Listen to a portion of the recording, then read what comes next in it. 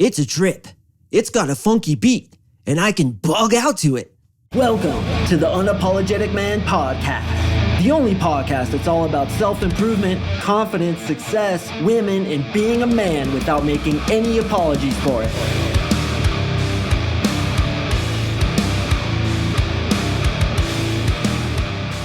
What is up, brother? How you doing today, man?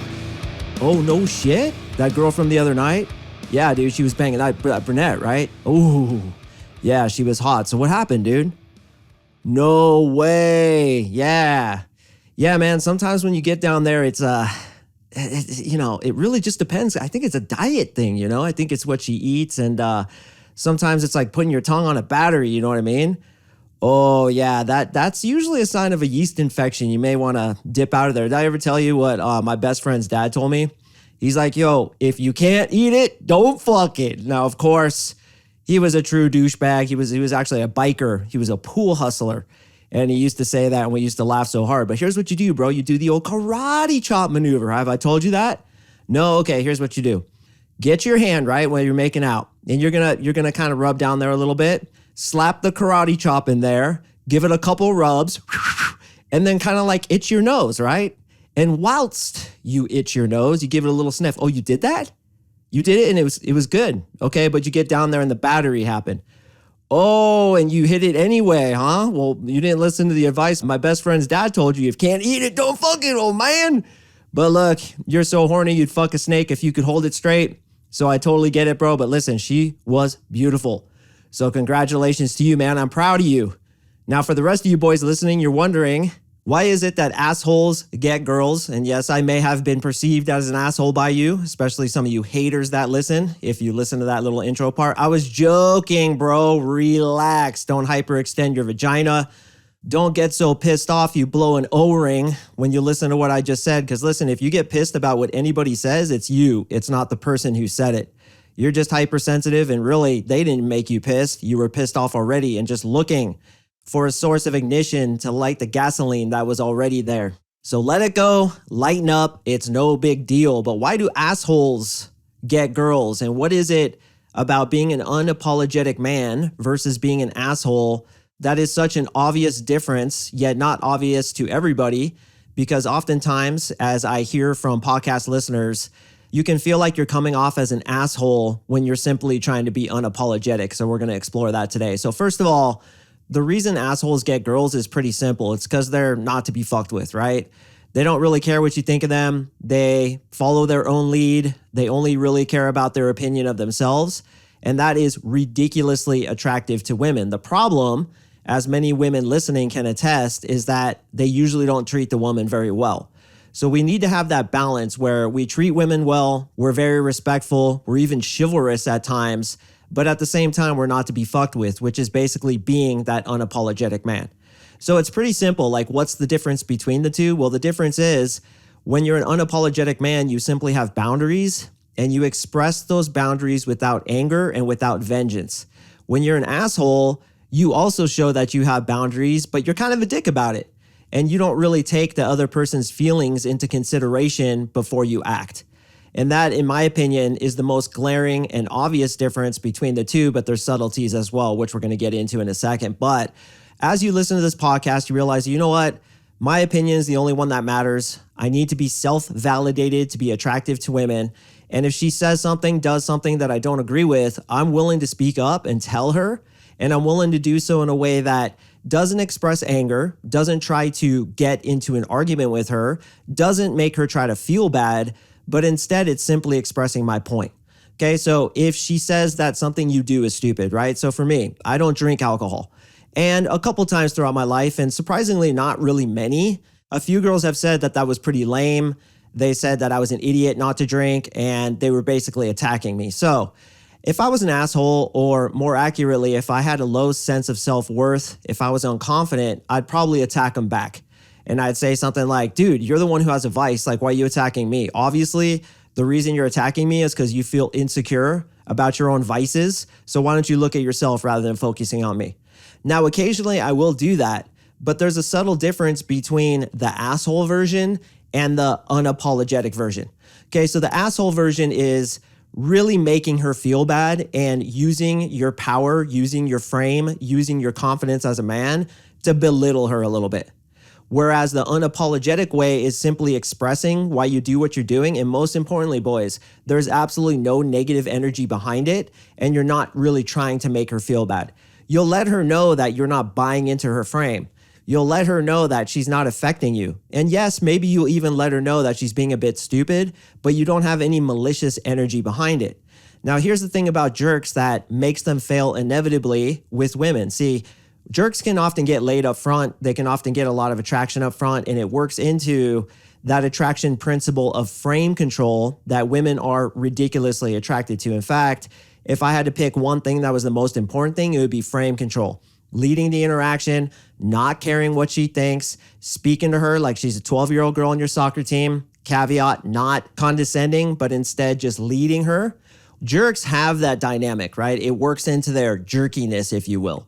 But the problem is that they're assholes, right? They don't care about anybody else. They're extremely selfish and they just use people. So eventually the girl kind of figures this out, and emotionally she may be attracted to that because, like I said, frame control is super attractive, but she realizes what a douche canoe he is and she's going to leave him. Whereas when you are an unapologetic man, you essentially do all the good things that jerks do. And when I say good, I mean attraction building things that jerks do, but you're a good dude behind it, right? Like you have good intentions.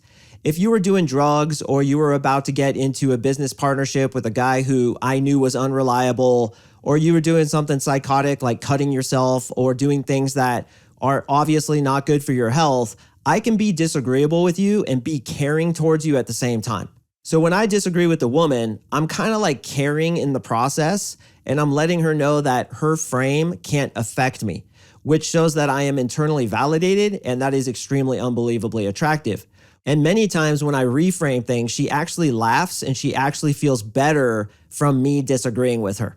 So for example, and I've said this many times in this podcast, girls will ask me why I'm wearing a certain piece of clothing. And I'll say to her, look, I know you're trying to get me undressed right now, but relax there, Casanova, we just met. I need trust, comfort, and connection first, and perhaps a poem as well as a rose left on my car before you're gonna get off these clothes, okay? So I'm berating her a little bit because she challenged me, but I did it in a way that makes her laugh and makes her feel that I'm not attacking her back so much. I'm just standing up for myself and letting her know that you kind of fucked up a little bit. Like, listen, we're gonna have a good time. We're going to have a great experience together. But if you keep challenging me, like you're going to get it thrown back in your face, and there's absolutely no hope for you to kind of win this argument with me. And that's what frame control is look, this girl has zero hope of winning the social argument with you, winning the social frame with you, winning the social power, and leading the interaction. There's absolutely no hope. Now, the trick, of course, is to do it in a way that makes her feel good and do it without negativity.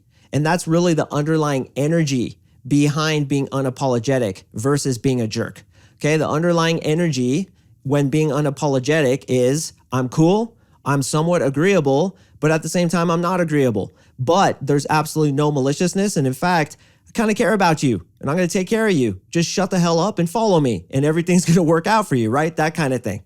Where the underlying energy of a jerk is malicious because he's unhappy with his life. So he needs to make people feel unhappy so he can bring them down to his level of unhappiness. Look, it's very simple. Anytime somebody hates on you, anytime somebody talks shit about you, spreads rumors about you, yells at you, tries to fight you, they're basically saying that they themselves are unhappy. It's a big, giant statement to the universe and to the world and to you that they are miserable. So even your parents, like a lot of you guys have had parents that have cut you down, have made you feel like shit. That's because they felt like shit.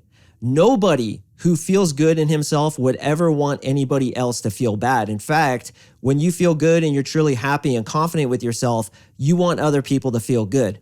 But at the same time, and there's that balance there, you are not to be fucked with. And it's as simple as that. You have boundaries.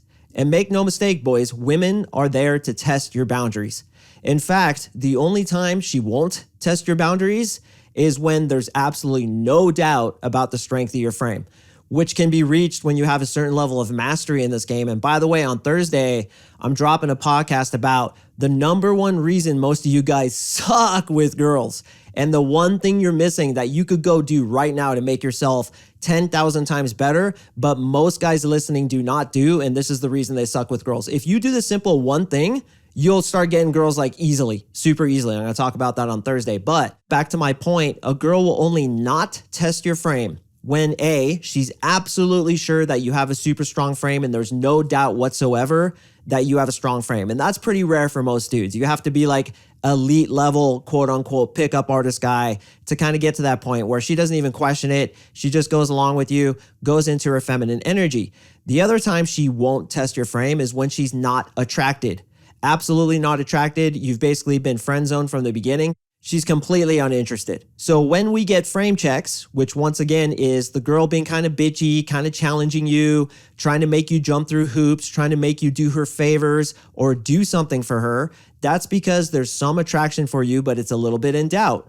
She's thinking, is this an alpha or is this a beta cuck? Well, let me test him real quick. Let me lean on that piece of plywood at Home Depot to make sure it's strong enough to hold the weight of all the things I'm going to put on it once I install it in my garage. So she's kind of leaning on your frame because look, women always have long-term relationship in mind. And she wants to know, like, is this guy able to lead me? Is this guy able to be successful in life? Is this guy ambitious? Is this guy essentially not to be fucked with? So she's going to lean on you and she's going to say bitchy things to you. Is this what you say to all the girls? How many phone numbers did you get tonight? Oh my God, what's with that Hawaiian shirt you're wearing? You must be gay, right? Why are you talking to us? And you need to have reversals for that, like I said, have no negativity behind them. The second you have negativity behind them, especially emotional negativity where you're butthurt and you're kind of trying to lash back out at her, she's going to lose all attraction for you. Why? Because emotional negativity, namely you being butthurt, is a sign of a feminine state, is a sign of a beta cuck, is a sign of a guy who won't be successful in society. Because a guy who is successful in society is inevitably going to be in tough social situations, negotiations, challenges to his leadership in a social group, and people are going to lean on him. So she's going to lean on you to test you to see how you do in those situations. Now, an asshole doesn't have emotional negative energy behind his replies, but he has a fuck you, you're not worth shit kind of negative energy behind his replies where he'll still get some attraction for her. But deep down in her unconscious, she's kind of like, oh God, this guy's a dick. And that's the problem with girls. Like any females listening, you know exactly what I'm talking about. You want a dude who kind of has that asshole, not to be fucked with vibe, but at the same time, he treats you like gold. And that really is the fundamental difference between assholes and unapologetic men. Unapologetic men will lead you, take care of you, control the frame, show you they're not to be fucked with, show you they're ambitious, and show you that their respect must be earned. But at the same time, they're going to treat you like gold. And when you go into your feminine, he's able to go into his masculinity and he treats you like the queen that you are without kissing your ass. So there's that balance there, boys. There's that balance between being unapologetic, not to be fucked with, disagreeing with her, while at the same time treating her like the princess she is without blowing smoke up her ass. Okay, the asshole, once again, has that maliciousness. And he just looks at chicks like, dude, I'm going to fuck them and leave them. Like, I don't care about you. You are simply a number on my bedpost. And I think once you ascend to a certain level of development in your consciousness, you can no longer do that to people, right? And I used to do that to chicks. Like, I didn't give two shits about them, right? Because I had my own issues. I was hurt by women, so I wanted to hurt women back. But I've since evolved past that, and I always have her best interest in mind, even if in her best interest means that I need to disagree with her and kind of put her back in her place. And this is what women want. This is what a woman will fall in love with if you can have this dynamic. Now, once again, on Thursday, I'm going to talk about the one thing that probably 95% of you guys listening don't do, which could literally make you a master at dealing with women, picking up women, getting women attracted to you, but it's what most of you guys refuse to do. So we're going to talk about that on Thursday, but really take this on board, okay? Like the main point of this episode is this. When you're dealing with women, you have boundaries, you're not to be fucked with, but there's never any kind of negative energy behind it. There's always kindness, and if we're to extend this metaphor out to its furthest level, there's even love behind everything that you do, and it's almost like you're doing it for her so that she can become attracted to you, the alpha, unapologetic, silverback champion that you are, and you make absolutely no apologies for it. And sometimes, guys, all of us have to go through that phase of being a jerk, but maybe you're reaching the tail end of that phase, those of you who are listening who are jerks, and you're ready to ascend past it, because I'll tell you, you will get way more success and women will want to stay with you when you have that dynamic. Okay, once again, not to be fucked with, demanding respect, having boundaries, but at the same time pushing out love and caring about her experience and not trying to do anything whatsoever that's malicious towards her or her journey. That, in my opinion, is an unapologetic man. As I said, brothers, Thursday I have an awesome one dropping, so stay tuned for that one. Reviews have been a little slacking lately. I'm going to be honest with you. They're a little slacking. So if you guys could help a brother out and please leave me a 5-star review on iTunes, Spotify, or any other of the podcast apps that you happen to be listening to this on, I'd very much appreciate it. When it comes to iTunes, or more accurately, the Apple Podcast app, I really prefer some writing behind it. And if you could say something specific, something that really reached you and something that you particularly enjoy about my content, I'd very much appreciate it. You can email me at CoachMarkSing@gmail.com, and I will send you 3 awesome programs: Conversation Sniper, Guide to the Female Orgasm, and 3 texts to build massive attraction in women. Thank you again for listening, and I will see you in the next episode.